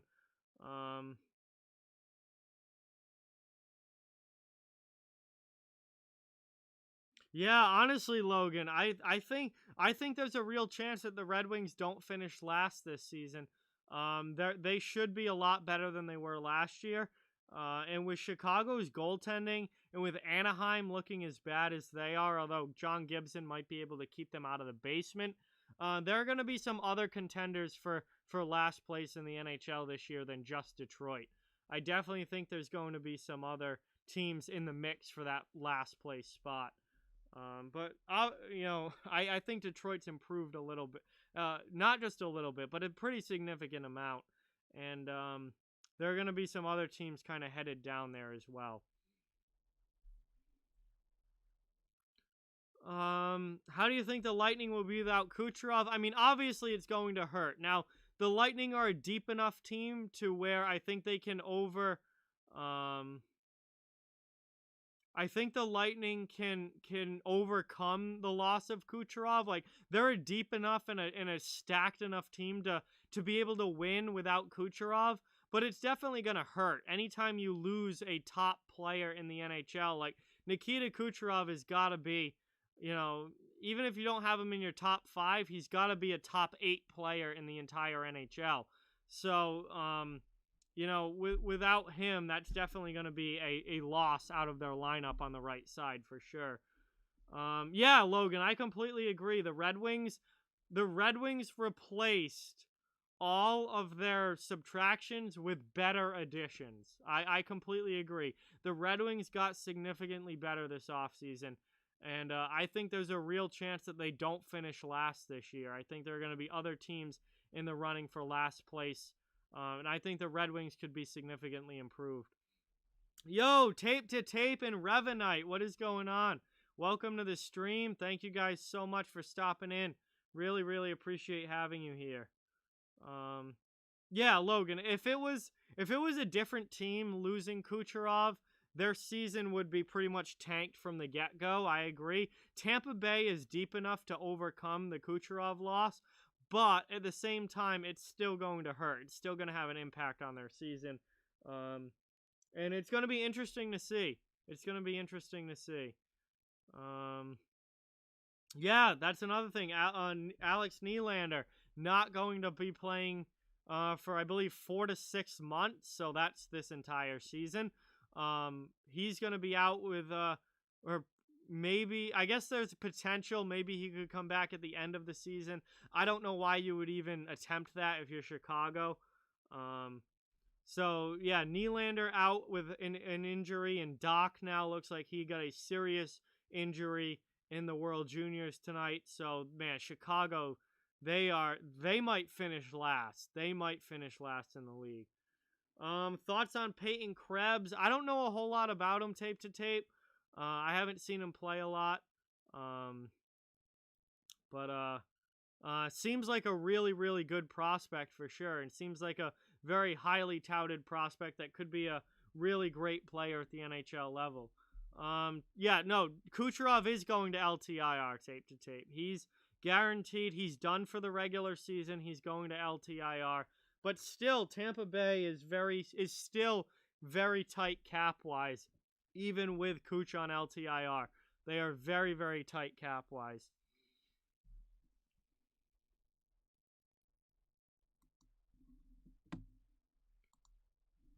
Right. Really appreciate all of you guys watching. Please remember to hit that thumbs up button. Subscribe if you are new. Both of those things help out so much and are greatly appreciated. I know I said I was going to stop at 9:30, but then we got a new group of people coming in here. So I'll keep going as long as there's more stuff in the chat that you guys want to talk about. But yeah, honestly, Nathan, that is weird. Like, Patrick Kane is still an elite superstar. Patty Kane is still one of the absolute best players in the league and an elite player. And they could finish last in the league because their goaltending is so bad. Their defense is terrible. And they really don't have much offensive depth. I mean, they've got some good players up front, but they don't have a lot of depth. So, and the goaltending is just horrendous. D'Elia and Subban, are you kidding me? Neither one of those guys are even close to starting NHL goalies.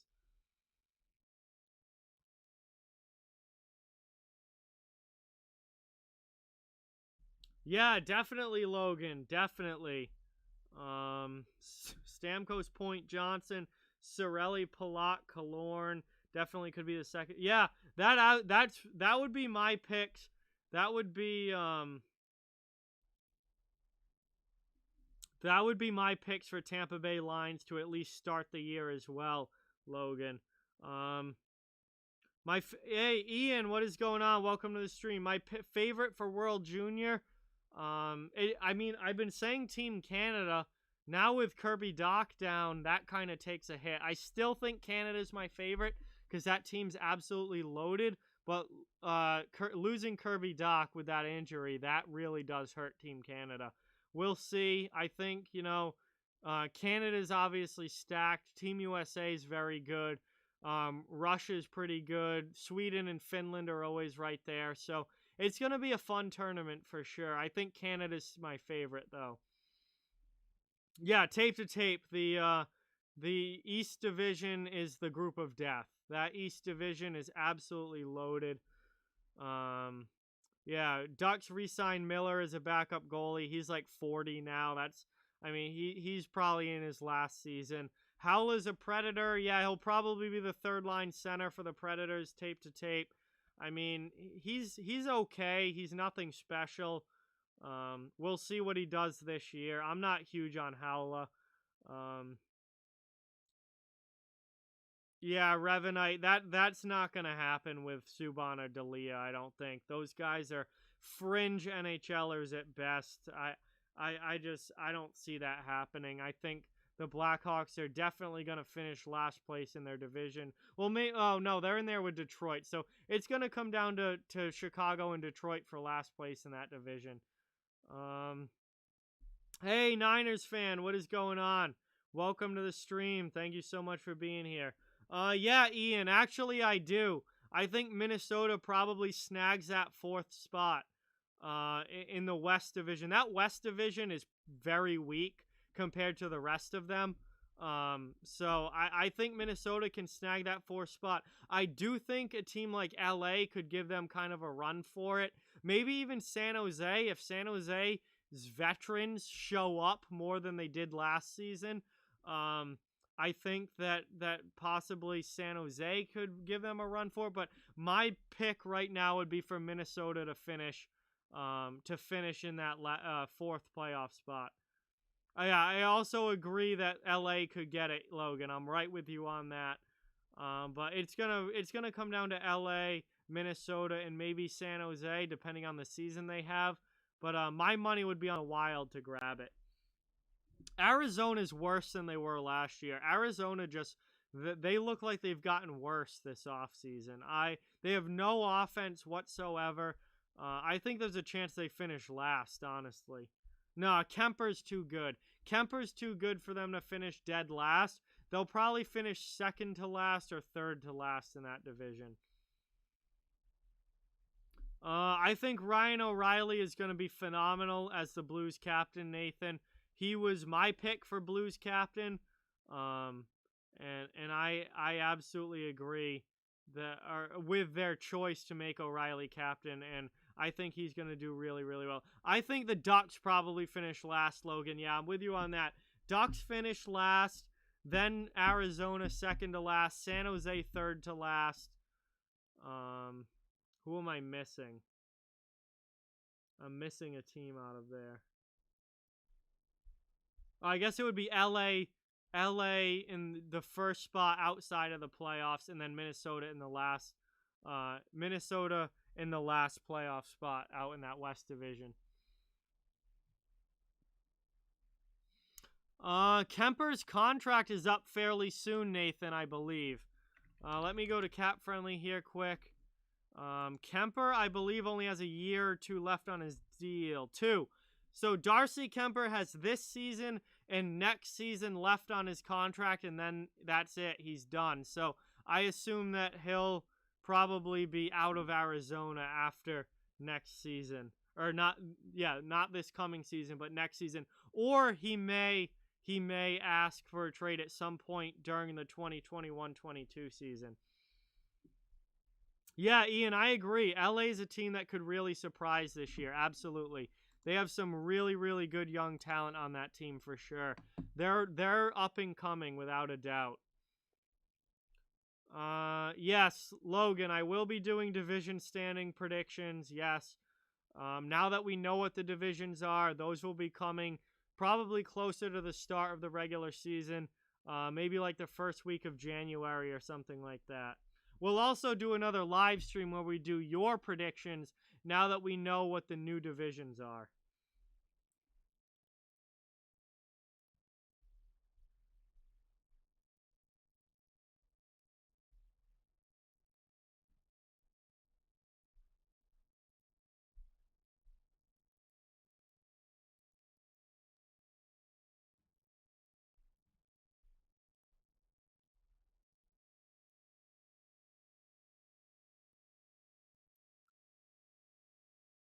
Yeah, we're gonna do that again with the straw polls. So everyone in the chat will get to vote on where they what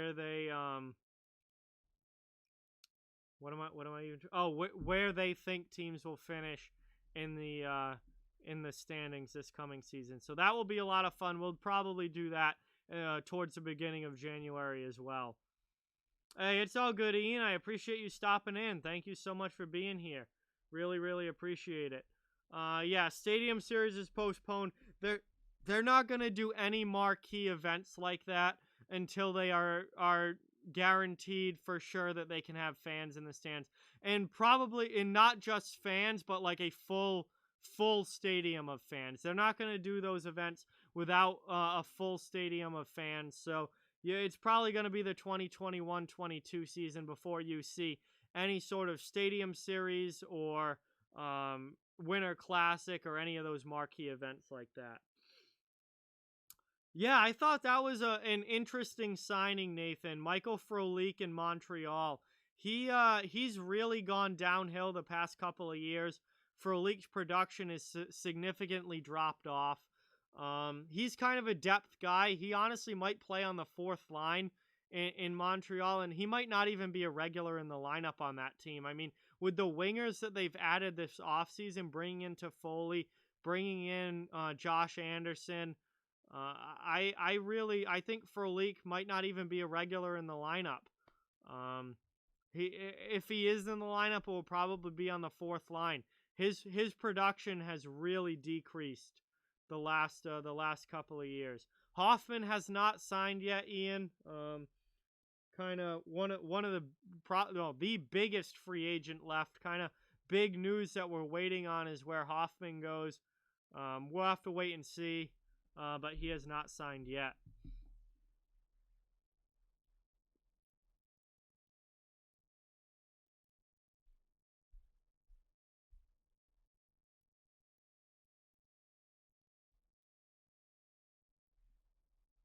I have no idea where he signs, Ian. I don't even know who's in on him at this point because I thought Nashville would be probably the top team in on him, but they just signed Howla and Granland, so they really don't need another forward now. So I think Nashville's probably out on him. I thought Columbus would have been in there, but Columbus seems pretty set on going into the season with what they have, and I also don't think Mike Hoffman would be a good fit with John Tortorella. I don't think that would fit at all. Hoffman's not a Hoffman. I don't want Hoffman in Boston. I want nothing to do with Mike Hoffman. The more you look into him, the more you realize that all he does is score. All he does is like he scores goals, but a lot of them are garbage, meaningless goals, and he doesn't do anything else. Like his defensive numbers are horrendous. He's useless in his own zone. He's not. He kind of is a locker room issue a lot of the time. He doesn't have a great attitude. He's not really a character player. I don't. Tortorella would not like Hoffman. I don't think I don't want him in Boston. I want nothing to do with him. A lot of his goals are meaningless. And he's not really an impactful player. Yes, he scores 20 to 30 goals every year, but they're not like important goals most of the time. And he's a locker room issue. He's been a locker room issue. He doesn't have a good attitude. I think that's why Hoffman isn't signed yet. There are a lot of teams that I just don't think want anything to do with Mike Hoffman, and certainly not at the price that he's asking for. So I don't want him on the Bruins. I think he's gonna sign somewhere, but it's gonna be probably on a 1-year deal, and it's not gonna be as big of a contract as he was hoping for.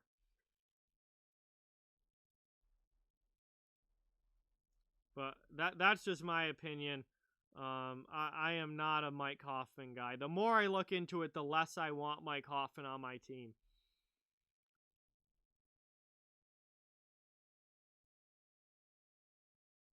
Yeah, that Duchesne trade for the Senators was Not a good one. Not a good one, Revenite. Yeah, Ian, if it comes down to it and he still doesn't have a contract, then he's definitely going to have to take a pay cut. But I think you're going to see him ending up signing a deal that is for a lot less money than what you expected when free agency opened back in October.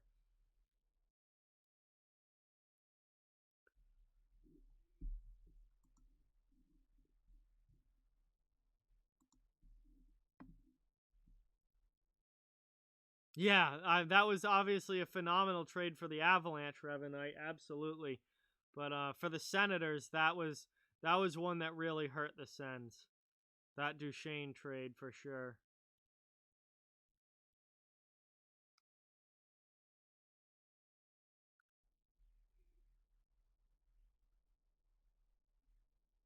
All right, guys. So we've been going for over an hour and 45 here.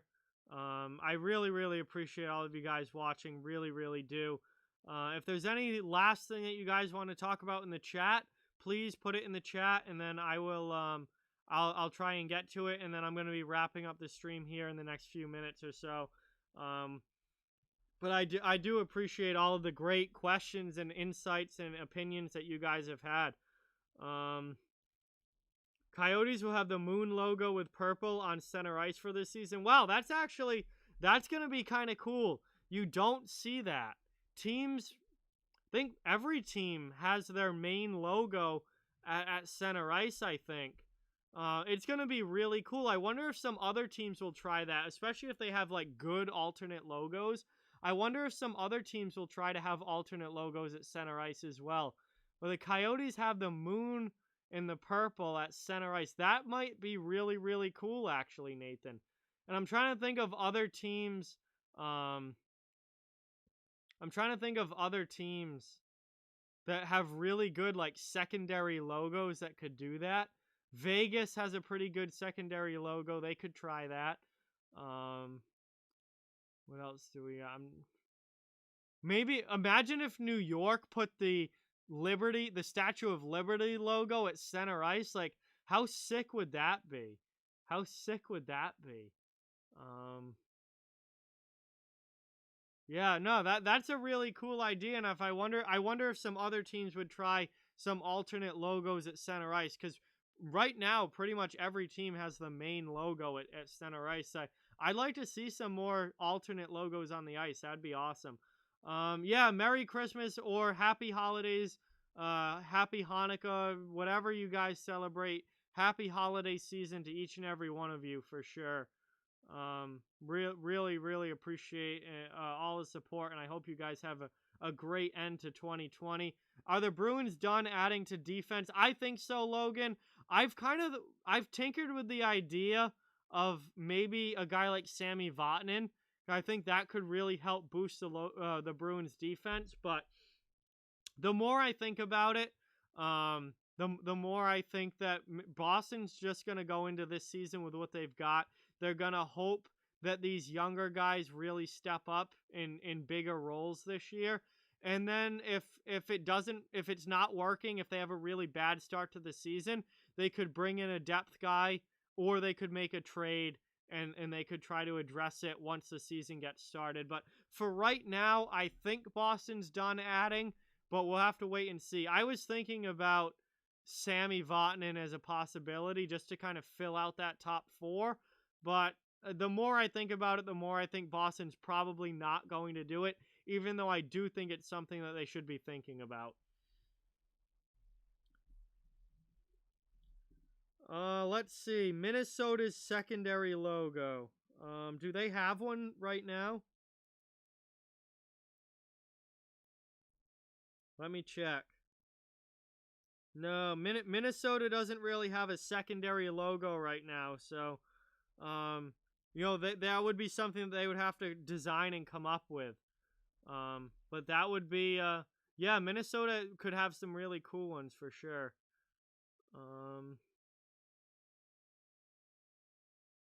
Yeah, definitely is going to show what the young guys can do, Nathan, for sure. I think Boston's kind of hoping that, that these younger players really step into bigger roles and are successful at it.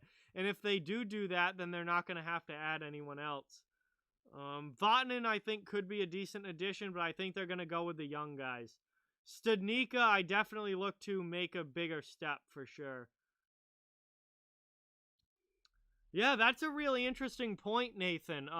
What would teams do if there was a trade mid-season? Would they have to quarantine before playing? I think that would largely depend on the state in the U.S. In Canada, they definitely would have to. Canada has much more stringent COVID rules than most of the states in the U.S., although some states in the U.S. are very strict about it. Others are not at all.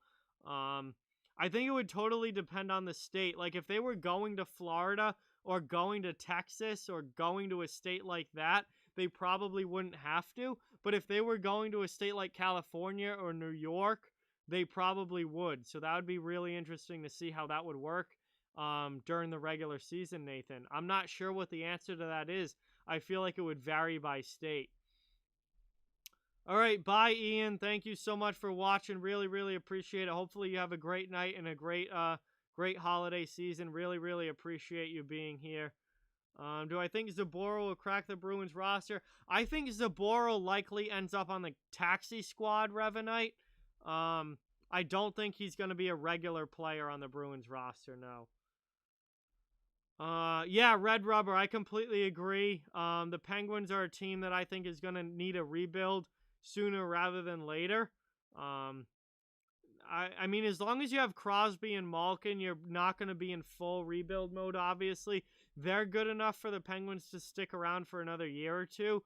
But I think, you know, in the next 2 to 3 years, you're going to see significant decline in the Penguins. And then, yes, Jim Rutherford's time is going to be up. Mike Sullivan's time is going to be up.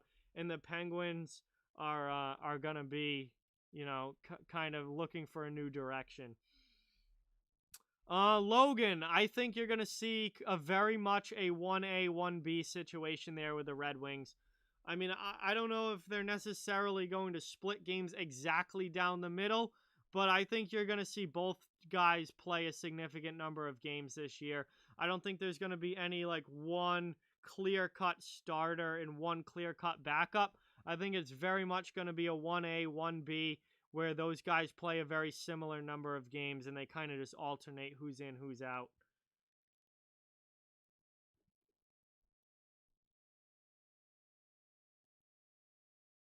All right. Yeah, we're pushing 10 o'clock here, guys. I really want to thank you all so much for being here and watching. It was great to have another chance to talk with you all. We had some great conversation tonight.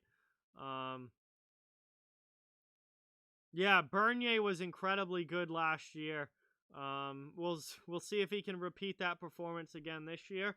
I'm certainly rooting for him, but he was I think last year was one of, if not the best year of Jonathan Bernier's career. But as we come to a close here, I just want to thank you guys all again. Remind you to please hit that like button, subscribe if you haven't yet. Both of those things help out so much.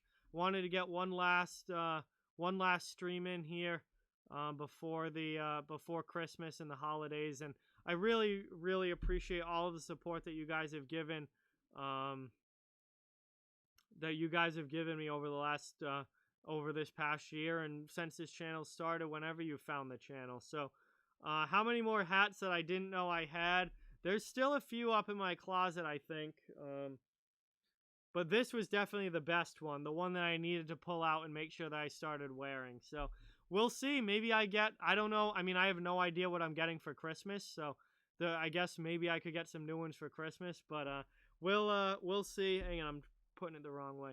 We'll see what my hat wardrobe looks like after Friday. But really appreciate it, guys. I hope you guys have a very Merry Christmas, a very happy holidays if you celebrate something else, Hanukkah or any other holiday. I hope it's a great day for you all. I hope you have a great new year, although I will be hopefully talking to you guys before then.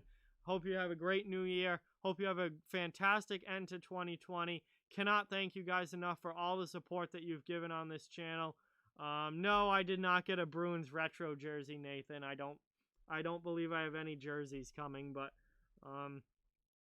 we'll find out. But really, really appreciate each and every one of you.